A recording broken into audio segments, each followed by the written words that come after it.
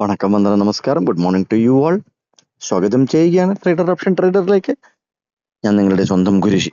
ഞാനൊരു SEBI register adviser അല്ല, അതുകൊണ്ട് തന്നെ വീഡിയോയിൽ പറയുന്ന കാര്യങ്ങൾ സ്റ്റഡി പർപ്പസിനായിട്ട് യൂസ് ചെയ്യുക. വീഡിയോ റെക്കോർഡ് ചെയ്യുന്ന ദിവസം 20-ാം തീയതി ജൂലൈ മാസം രാവിലെ 7:15 ആയിട്ടുണ്ട്. ഇത് 15 മിനിറ്റിന്റെ ക്യാൻഡിൽ സ്റ്റിക്കിന്റെ ചാർട്ടാണ് നിങ്ങൾ കണ്ടുകൊണ്ടിരിക്കുന്നത്. നിഫ്റ്റി ഫ്യൂച്ചർ കണ്ടിന്യൂഷൻ ചാർട്ടാണ്. ഈ കണ്ടിന്യൂഷൻ ചാർട്ടിൽ ലാസ്റ്റ് ട്രേഡിംഗ് എന്ന് പറയുന്നത് ഇവിടെ റൈറ്റ് സൈഡിൽ നിങ്ങൾക്ക് കാണാം, ഗ്രീൻ കളറിൽ 24,344 കാണിച്ചിരിക്കുന്നത്. എങ്കിൽ അതിന്റെ ക്ലോസ് ഓഫ് 24,321.70 അതാണ് അതിന്റെ ക്ലോസ്. അപ്പൊ ലാസ്റ്റ് ട്രേഡിംഗ് പ്രൈസിനും ഡേ ക്ലോസിനും ഈ ഡിഫറൻസ് ഉണ്ട്. ഓക്കെ. എന്നാൽ നിഫ്റ്റി ഫ്യൂച്ചർ, അതായത് വീക്ക്ലി കോൺട്രാക്ട്, നാളെ തീരുന്ന വീക്ക്ലി കോൺട്രാക്ട് എവിടെ നിൽക്കുന്നു വെച്ചാൽ 24,300 നിൽക്കുന്നത്. അപ്പൊ ഏകദേശം ഒരു 44 പോയിന്റിന്റെ ലാസ്റ്റ് ട്രേഡിങ്ങിനും നിഫ്റ്റി വീക്ക്ലി കോൺട്രാക്ട് നിൽക്കുന്നതിനും ഡിഫറൻസ് ഉണ്ട്. അതേപോലെ സ്പോട്ട് അത് 24,334 നിൽക്കുന്നത് സ്പോട്ട്. അപ്പൊ ഈ സ്പോട്ടിനും ഫ്യൂച്ചർ ഡിസ്കൗണ്ടിലാണെന്ന് പറയും. അതായത് ഇതിനകത്ത് ഡിമാൻഡ് ഇഷ്ടം പോലെ ഉണ്ട്. ഇങ്ങനെ നിൽക്കുന്ന ദിവസങ്ങളെ നിങ്ങൾ ശ്രദ്ധിച്ചു കഴിഞ്ഞാൽ നിങ്ങൾക്ക് അറിയാൻ പറ്റും ഡിമാൻഡ് ഉണ്ട്. അതായത് സ്പോട്ടിനേക്കാൾ ഫ്യൂച്ചറിന്റെ പ്രൈസ് താഴെയാണെന്നുണ്ടെങ്കിൽ ഡിമാൻഡ് ഉണ്ട്.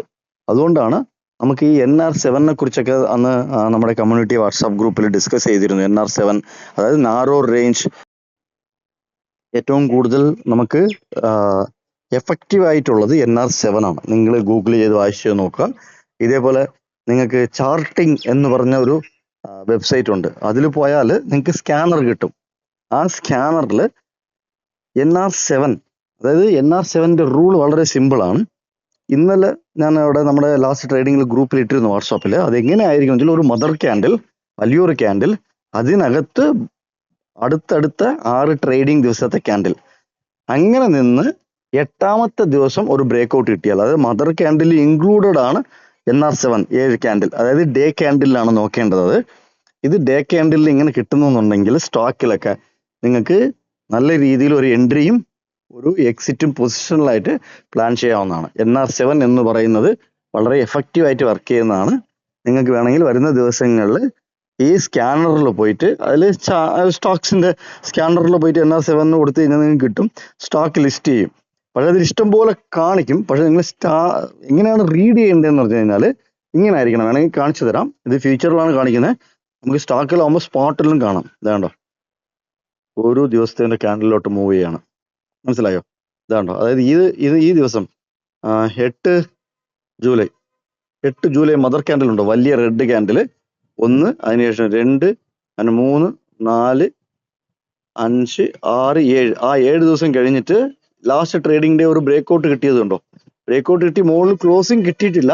എങ്കിലും നമുക്ക് എന്താണ് ഇന്ന് സംഭവിക്കുന്നത് എന്നുള്ളത് വാച്ച് ചെയ്യുക. അത് എങ്ങനെയൊക്കെയാണ് ക്ലോസിംഗ് കിട്ടുന്നത് എന്നുള്ളതൊക്കെ വാച്ച് ചെയ്യുക.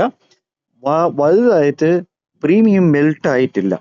വെച്ചാല് വെള്ളിയാഴ്ച നമ്മൾ പറഞ്ഞത് 128 രൂപയാണ് നമ്മുടെ പോയിന്റ് ഓഫ് കൺട്രോൾ പറഞ്ഞിരുന്നത്. പിന്നെ ഇതിന്റെ ഒരു പ്രോസസ് ഒക്കെ നമ്മളൊരു ഗൂഗിൾ മീറ്റ് വെച്ചിരുന്നു. ശനിയാഴ്ച വൈകിട്ട് ഒരു 4 മണിക്ക് ഗൂഗിൾ മീറ്റ് വെച്ചിരുന്നു. അതിലൊരു 4-5 പേര് ജോയിൻ ചെയ്യുകയും ചെയ്തു. അപ്പോൾ അവർക്ക് അതിൻ്റെതായ ഡീറ്റെയിൽസ് നമ്മൾ പറഞ്ഞു കൊടുത്തിട്ടുണ്ട്.